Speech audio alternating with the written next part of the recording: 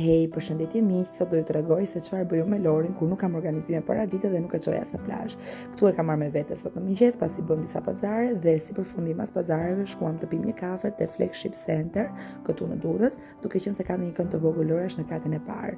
Dhe e çova gjithashtu dhe atje ndërkohë që unë shijoja kafen dhe kishim bërë tashmë pazaret e kishim mbaruar.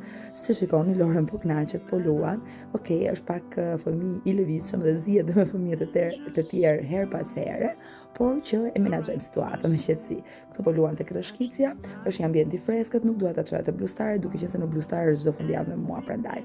U rikthyem më pas në shtëpi në orarin e drekës, duke qenë se unë Lorit ja jap në orarin e çerdhes drekën, dhe duke qenë se nuk pata kohë të shkoja në plazh siç ju thash, e futa gjithë një zgjidhje alternative. Këtu në Durrës ne nuk kemi një komardare të madhe siç kemi në Tiranë, ku tip vaske ku ne e fusim brenda, por thjesht e kisha vendosur kjo kova, duke qenë se ja kemi bler Lorit, është kova personale e saj, vetëm për të argëtuar disa minuta dhe për të freskuar pak. Pastaj normalisht mora peshqirin që ta fshija dhe që të futeshim brenda pasi kisha përgatitur drekën. Për drek Loren sot kishte barbunja me mish viçi që e ka shumë qef, është nga gjërat e saj të preferuara.